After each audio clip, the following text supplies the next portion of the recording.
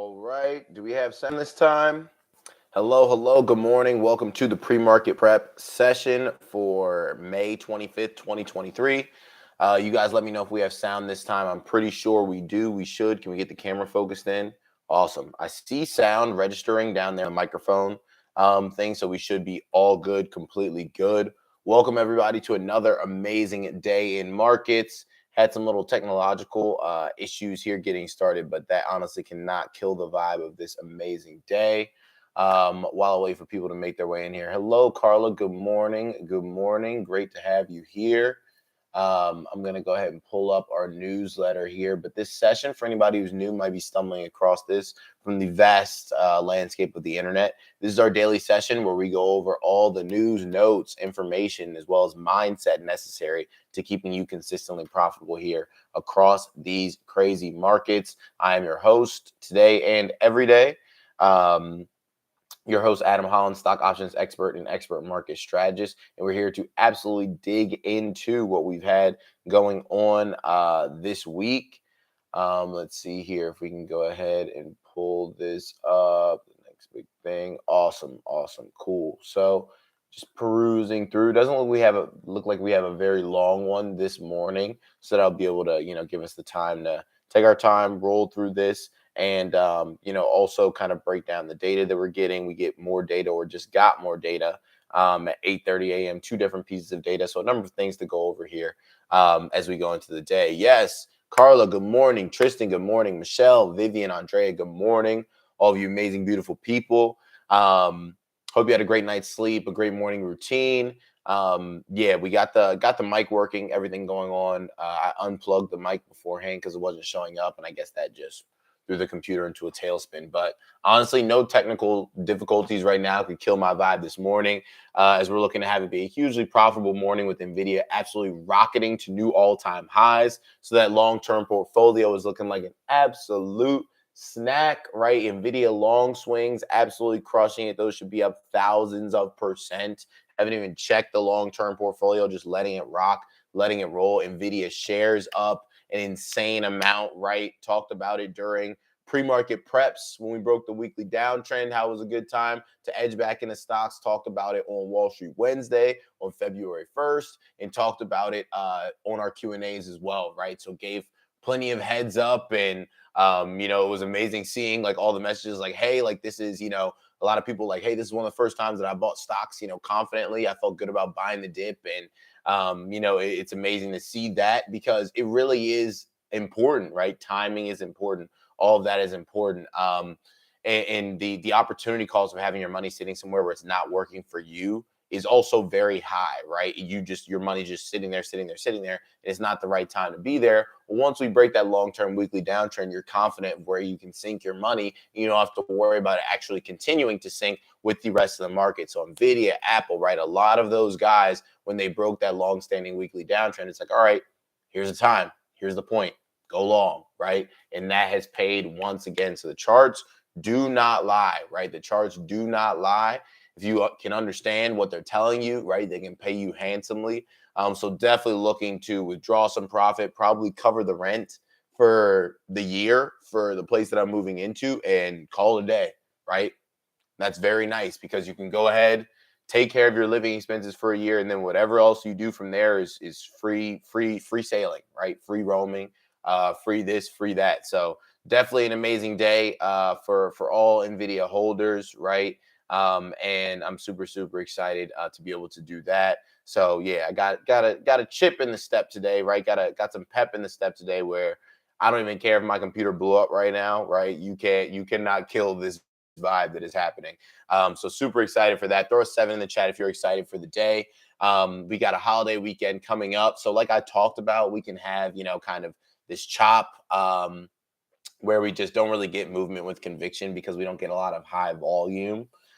Speaking of NVIDIA as well, there is still, opportunity here to play either the gap fill to the downside or continuation, right? If we get kind of a dip to a pre-market support or a dip beneath a pre-market support at open from the profit taking, and then we get back above it, right? That is a super bullish sign for earnings continuation, and one that always leads to a ton of money when we do play that. So that's going to be on the lookout for them as well.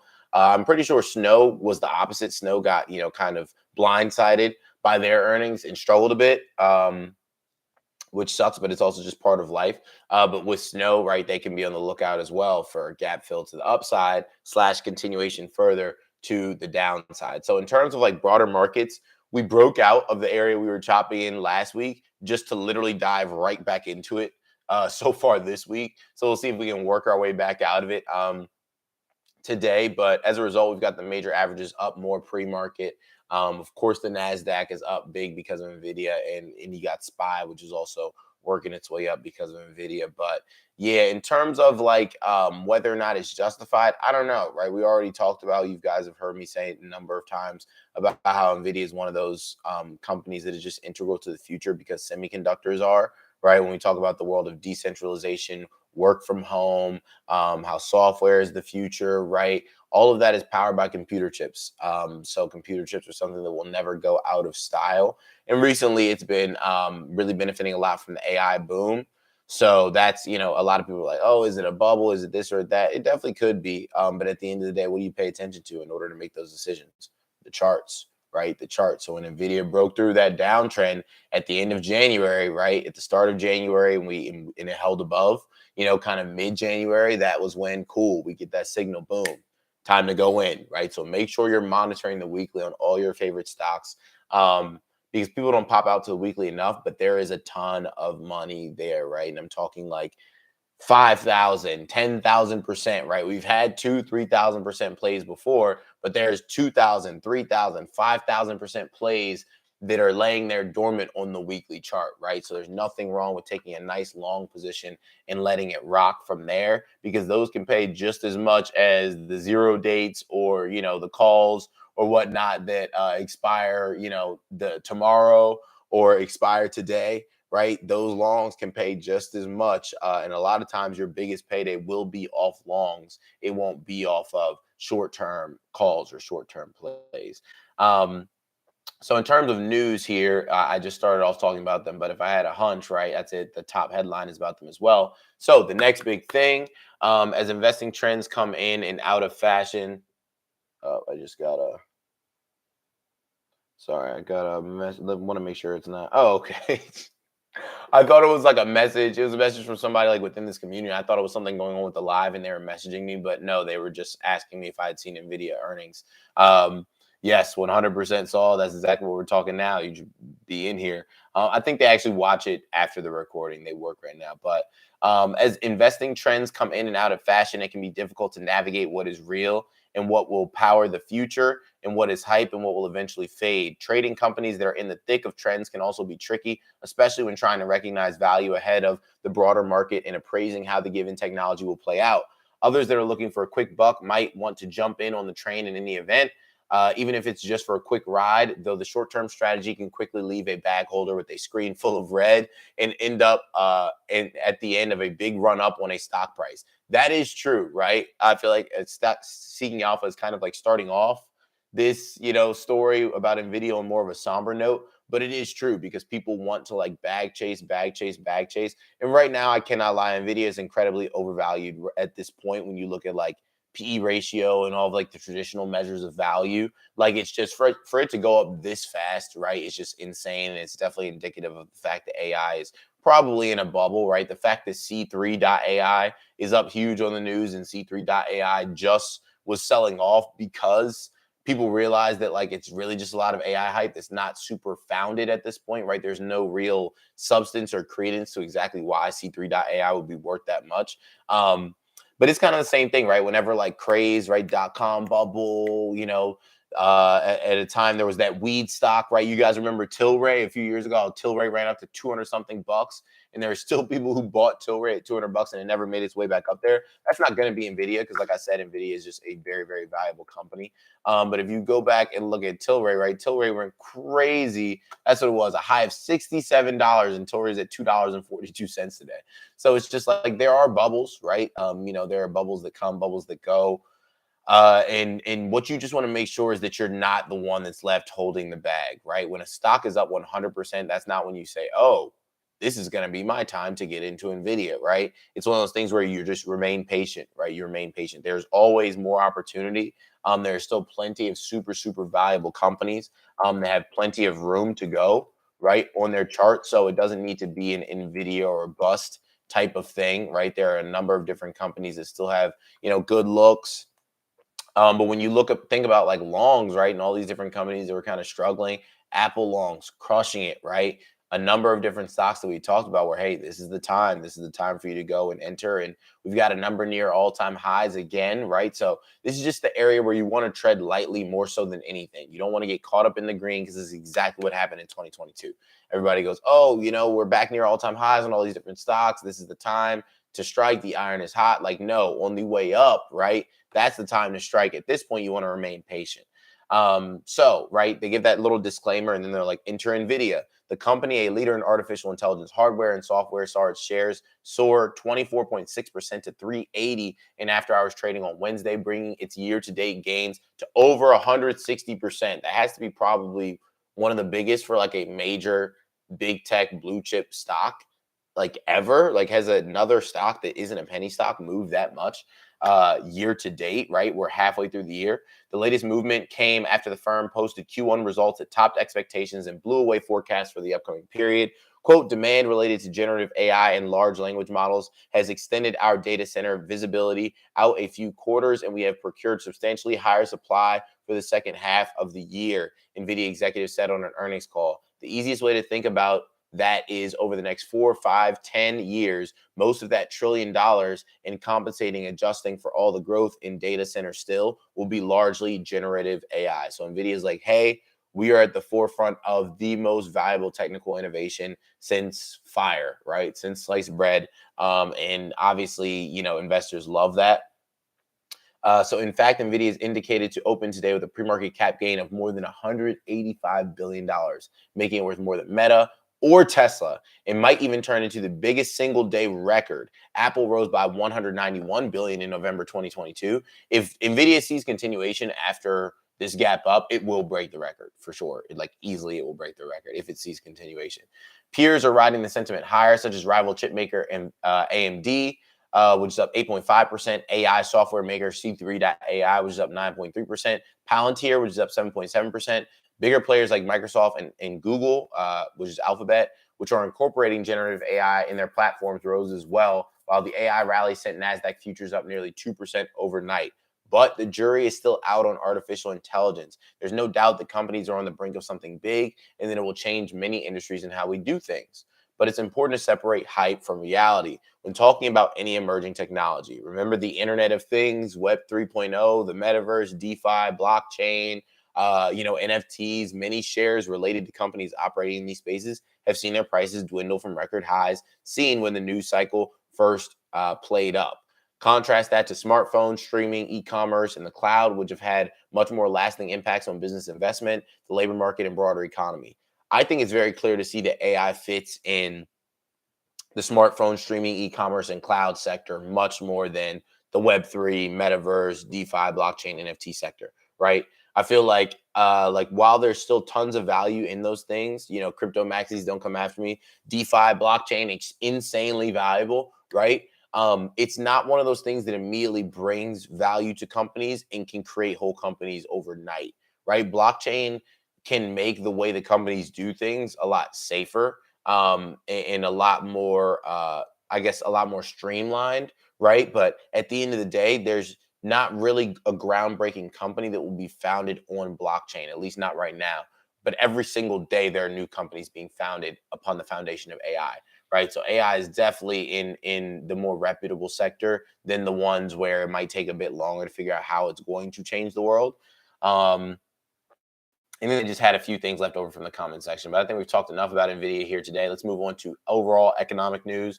On negative watch, the United States is in danger of losing Fitch's top sovereign debt status due to increased political partisanship that is hindering reaching a solution to raise or suspend the debt limit. The quote AAA long-term foreign currency issuer default rating was placed on Rating Watch negative though Fitch still expects a resolution before the so-called X date, which can impact the U.S. dollar index, whose ticker is DXY. Recall that in 2011, the U.S. lost its top rating at S&P as the government approached default in a similar standoff.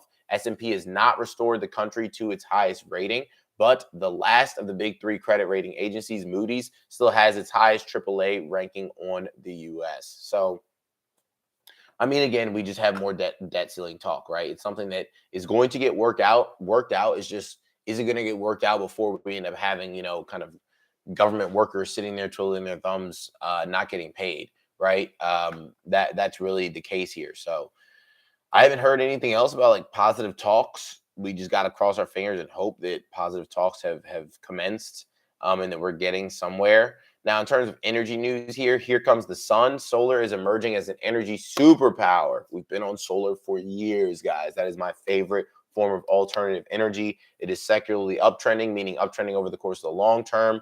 In terms of alternative forms of energy, solar has the fastest developing technologies. It's the cheapest. It's the easily most applicable. They're building solar fields everywhere, right? Let's see here. So that's according to Faith. I told my mom the same thing. I was like, they've got all that land at my house. Literally lease it out to a solar company or build solar panels ourselves. But at this point, right, they're trying to stick solar panels literally wherever they can. You guys watching might have some on your house. They're trying to stick them wherever they can. Like, huge opportunity. But solar is emerging as an energy superpower with this year's global investment sector. Global investment in the sector set to surpass spending on oil production for the first time. So they're expecting $380 billion to be spent on solar and $370 billion to be spent on oil and gas production. That's crazy. That's according to Fatih Birol, executive director of the International Energy Agency, who said the development will soon start to see a very different energy system emerging, and we can keep the 1.5C goal alive. I don't know what that is. The change is a result of strong subsidies and tax credits like the Inflation Reduction Act, as well as policy alignment among nations towards climate and energy security and better economics of alternative power sources. Quote, clean energy is moving faster than many people realize, Birol added. For every dollar invested in fossil fuels, about $1.7 are now going into clean energy. 5 years ago, the ratio was 1-to-1. So in terms of solar energy, there's a lot of different tickers involved. In the solar space. TAN is one of them. They're an ETF, but you could literally just look up, solar companies, solar ETFs, and check out their chart. Right now, TAN is squeezing. It's squeezing very tight, so it might bust out soon. That's something, that an eye can be kept on as well here. If you check out TAN on the weekly, let's see what it's looking like on the monthly as well. Let's see, 20 days, daily, 3 years, aggregation period. Let's go month, and we'll go 15 years. Okay. Yeah, looks like potential monthly bull flag here on TAN. Yeah, definitely monthly bull flag here on TAN. Still in effect, still in play. We talk about that low from March 1st of 2020. Ooh, what a day. What a month. And then we push into kind of the price action that we've seen. And then we look on the weekly, right, starting to squeeze real tight on TAN. Just literally charting TAN right now as we speak.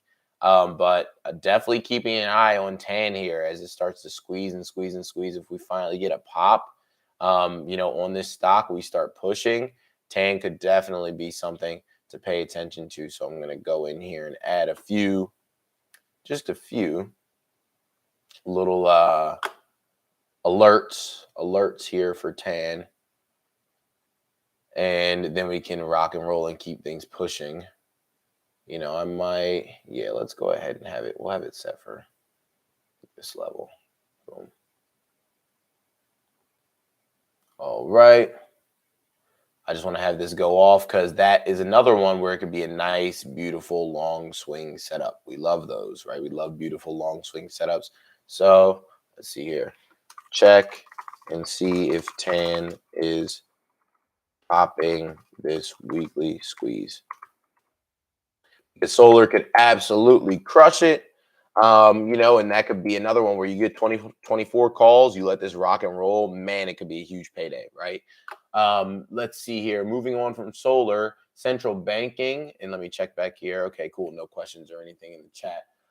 Central banking pause in June, question mark. Almost all Federal Reserve officials at the FOMC's May 2 to 3, second and third meetings said downside risk to growth and upside risk to unemployment had increased due to banking stresses, according to the minutes published from the gathering. Participants, quote, generally expressed uncertainty about how much more policy tightening may be appropriate, while some noted that additional, quote, policy firming would likely be warranted at future meetings. That means the bank is still divided on whether to continue raising interest rates, especially if progress in bringing down inflation to the Fed's 2% target remains unacceptably slow.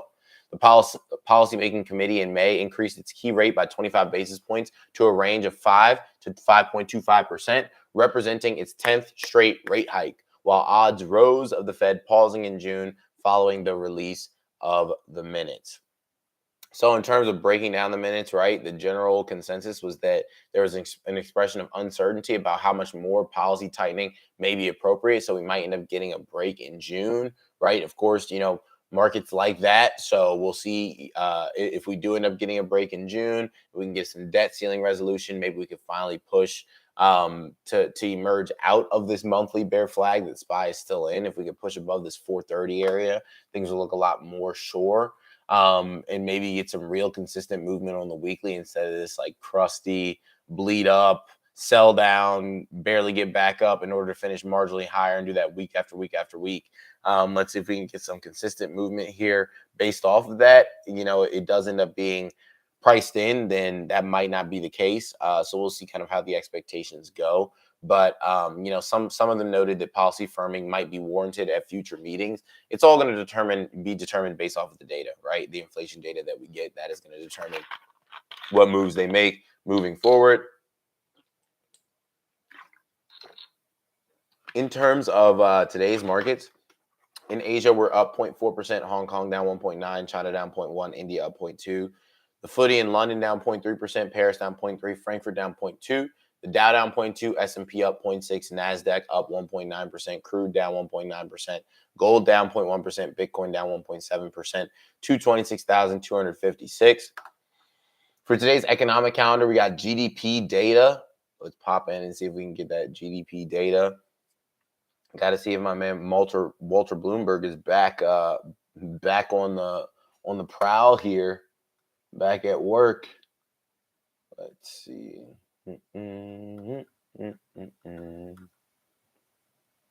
All right, so U.S. preliminary Q1 GDP up 1.3%. Consensus was 1.1%, so that's better than expected.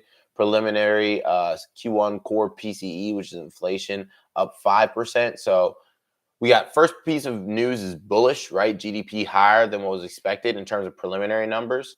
And then we do have inflation slightly higher than expected, which is preliminary numbers. We also got jobless claims data today. So jobless claims were up to 229K. We expected 245. So we had less jobless claims than anticipated. That is bearish. So right now we've got a bearish piece of information, a small, mildly bearish piece of information, and then a bullish piece of information. So we'll see how the market parses through that this morning. McCarthy is here too, also talking about the debt ceiling. He says negotiators have made some progress on debt ceiling. That's good. Negotiators worked well past midnight. He also said, I've instructed negotiators to work 24 hours a day to get a debt ceiling deal.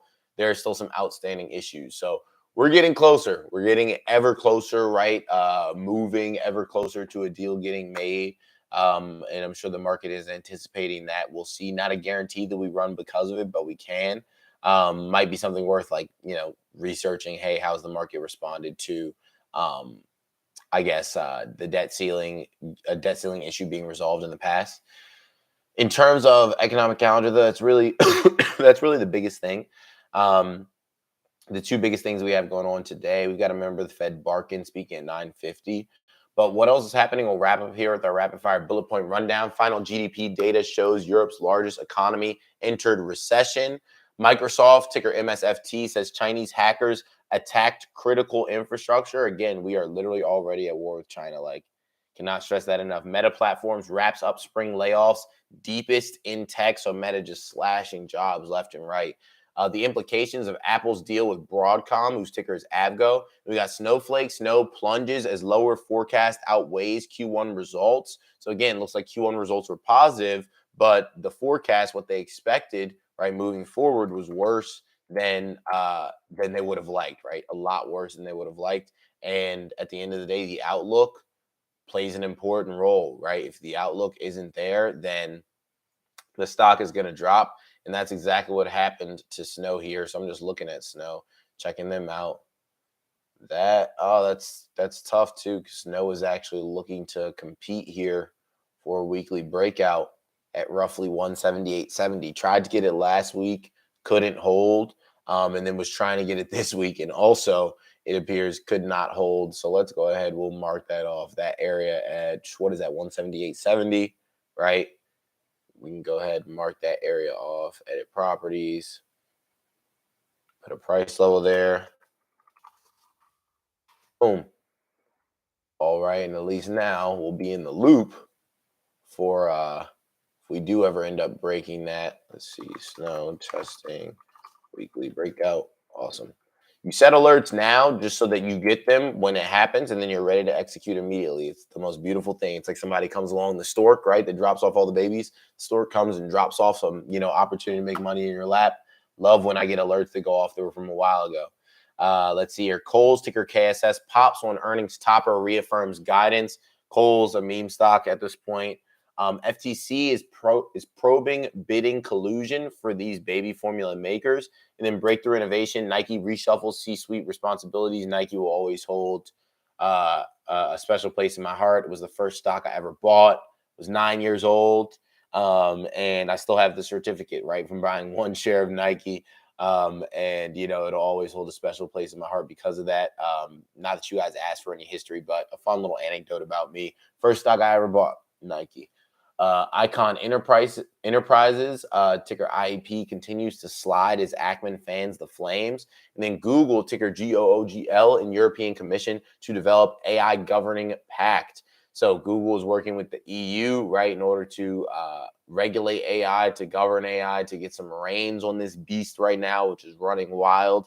But it's also causing a lot of other things to run wild, right? So as long as we make sure that we can read the charts, we're positioned, we have the confidence to execute, then we're good. We're getting paid, right? A lot of you guys here are already registered. If you're not, make sure you're registered at chartwithconfidence.com. We're going through 3 straight days of reading charts, identifying patterns, doing exercises, doing quizzes, going live, and then you getting the help that you need in order to be confident and leave there charting like a master trader. You don't get the confidence to do things like buy the dip on NVIDIA or put long calls on NVIDIA, right? Like I did, like what was broadcasted. You don't get the confidence to do that just from spontaneity, right? You get that from looking at the charts and saying, okay, this is the spot.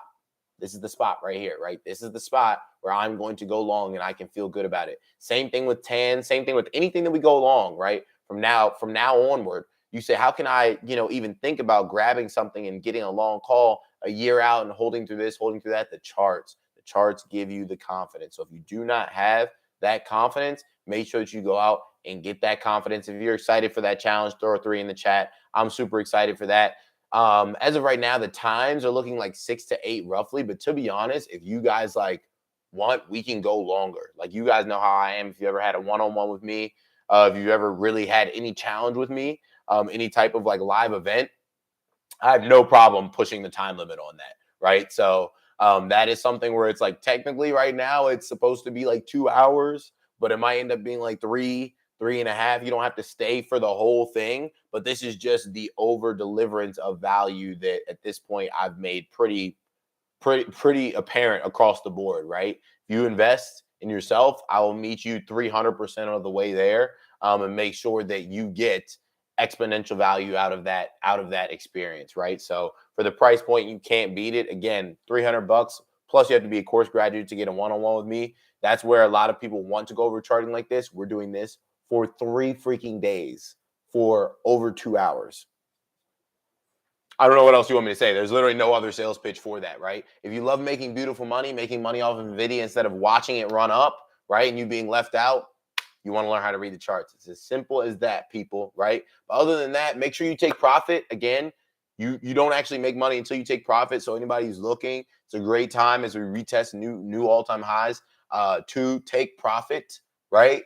Especially when things are overvalued and people are talking about bubbles. So take your profit, lock some down. And then, of course, you can leave shares there to continue the ride. But make sure you lock it down and go pay some bills, have some fun, have a great Memorial Day weekend, right? In terms of markets, we're closed tomorrow. So this is, I'm pretty sure I've like researched it like 3 times, but I always second guess in terms of dates. But I'm pretty sure we're closed tomorrow. So this is the last session of the week. It's been a great week. We can continue, right, to finish strong here as we look to close out this last trading day of the week. Everybody in here, have a great rest of your day. And I'm trying to think, yeah, other than that, man, just be safe out there. I'll be grinding this weekend, getting ready for the challenge, all that great stuff. But I'm excited for what's to come.